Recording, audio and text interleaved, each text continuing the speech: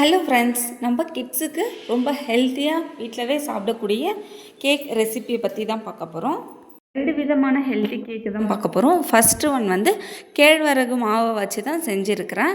அது வந்து எப்படி செஞ்சுருக்கிறேன்னு சொல்லிட்டு பார்க்கலாம். எல்லாமே ஒரே கப்போட மெஷர்மெண்ட்டு தான். எந்த கப்பில் மாவு எடுக்கிறோமோ அதே கப்பில் மற்ற பொருள் எல்லாத்தையுமே மெஷர் பண்ணி போட்டாவே நல்லா சாஃப்டான கேக் வந்து நமக்கு வந்து ரெடி ஆகிடும்.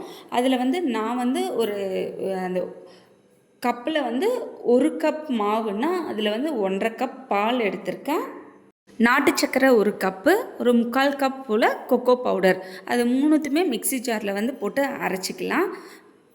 அப்புறம் 1 கப்பு கேழ்வரகு மாவில் அதே கப்பில் 1/4 கப் போல் பட்டர் எடுத்துக்கலாம். பட்டர் அப்படி இல்லைன்னா நெய் சேர்த்துக்கலாம். அதுவுமே ரொம்ப ஹெல்த்தியானது தான். அதுக்கப்புறம் ஒரு 1/2 table spoon baking powder, 1/2 table spoon baking soda. Baking powder இல்லைனாலும் பரவாயில்ல, நம்ம பேக்கிங் சோடா மட்டுமே கூட சேர்த்து செய்யலாம். பேக்கிங் சோடா வந்து நம்ம வந்து கண்டிப்பாக சேர்த்தே ஆகணும். அப்போ தான் அந்த சாஃப்ட்னஸ் வந்து கொடுக்கும் கேக்குக்கு. அப்புறம் வேணும்னா நம்ம ஃப்ளேவருக்காக வெனிலா எசன்ஸ் வேணும்னா சேர்க்கலாம். அப்படி இல்லைன்னா கொக்கோ பவுடரோட ஃப்ளேவரே நல்லாவே இருக்கும். அந்த பொருள் எல்லாமே சேர்த்துட்டு நம்ம ஃபஸ்ட்டு ரெடி பண்ணி வச்சுருந்த பால், கொக்கோ பவுடர், நாட்டு சக்கரை அது எல்லாமே நம்ம ஒன்றா ஊற்றி நல்லா மிக்ஸ் பண்ணிக்கணும். மிக்ஸ் பண்ணும் போது நல்லாவே மிக்ஸ் பண்ணணும். நடுவில் குட்டி குட்டி பபிள்ஸ் எல்லாம் இல்லாத மாதிரி, கட்டியாக இல்லாத மாதிரி நல்லா சாஃப்டாக மிக்ஸ் பண்ணிக்கணும். ரொம்ப தண்ணியாகவும் இருக்கக்கூடாது, ரொம்ப கட்டியாகவும் இருக்கக்கூடாது. மீடியம் பதத்துக்கு வந்து நம்ம வந்து ரெடி பண்ணி வச்சுக்கணும். அதுக்கப்புறம் நம்ம அவனை வந்து ப்ரிப்பேர் பண்ணியிருக்கிறேன். அவன் வந்து 170 டிகிரி செல்சியஸ்க்கு வந்து ப்ரீ ஹீட் பண்ணிடுறேன். என்னோடது வந்து ஐஎஃப்பி அவன் தான். உங்களது எதுவோ அதுக்கு தகுந்த மாதிரி செட் பண்ணிக்கலாம்.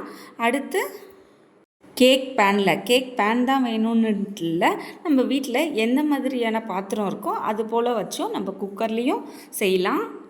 நான் வந்து இந்த கேக் வந்து அவனில் செஞ்சுருக்கிறேன். அடுத்து கோதுமை மாவு கேக்கு தான் குக்கரில் செஞ்சுருக்கிறேன்.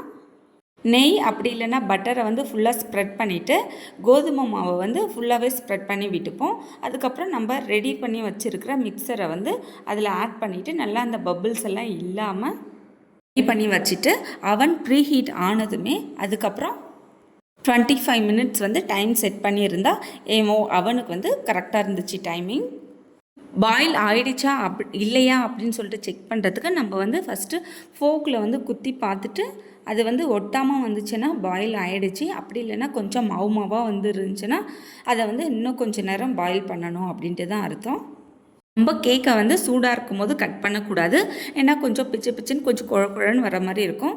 அதுக்கப்புறம் என்ன பிறகு கட் பண்ணால் நல்லா சாஃப்டாக வந்துச்சு. டேஸ்ட் வைஸ்லையும் சூப்பராக இருந்துச்சு. அடுத்த கேக் என்ன பார்த்தோம்னா கோதுமை மாவு கேக்கு தான் செய்ய போகிறேன். அதுக்கு வந்து நான் 2 டேபிள் ஸ்பூன் தயிர் எடுத்துருக்கிறேன், 2 டேபிள் ஸ்பூன் பட்டர், அப்படி இல்லைன்னா நம்ம நெய் சேர்த்துக்கலாம். நெய் சேர்த்துட்டு நம்ம வந்து எந்த கப்பில் மாவு எடுக்கிறோமோ அதே கப்பில் ஒரு 3/4 கப் அளவு போல் நாட்டு சக்கரை தான் எடுத்துருக்குறேன். நாட்டு சக்கரை 3/4 கப். அப்புறம் அதே கப்பில் கரெக்டான மெஷர்மெண்ட் அதிலே 1 கப்பு ஃபுல்லாகவே கோதுமை மாவு எடுத்துருக்கிறேன். அதையும் ஒன்றா போட்டு எல்லாம் கலந்து விட்டுக்கலாம்.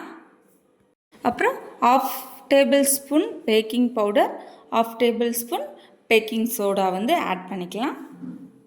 பேக்கிங் சோடா வந்து நம்ம அதிகமாக சேர்த்துட்டோம்னா ரொம்ப சாஃப்டாக இருக்கும். அது எடுக்கும் போதே அப்படியே பீஸாக வர மாதிரி இருக்கும், ரொம்பவே சாஃப்டாக இருக்கும். அதனால் மீடியமாக சேர்த்துக்கலாம்.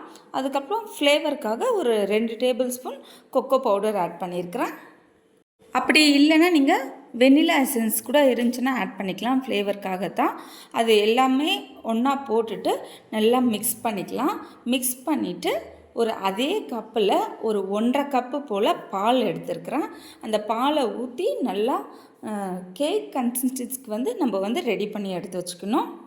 நம்ம மிக்ஸ் பண்ணும் போது நடுவில் வந்து கட்டியாக இல்லாமல் பபிள்ஸ் எல்லாம் இல்லாத அளவுக்கு நம்ம வந்து ஃபுல்லாகவே நல்லா மிக்ஸ் பண்ணிக்கணும். நீங்கள் நான்வெஜ் சாப்பிட்றதா இருந்தால் அதில் வந்து 2 முட்டையும் ஆட் பண்ணிக்கினா இன்னமும் டேஸ்ட் வந்து நல்லாவே இருக்கும்.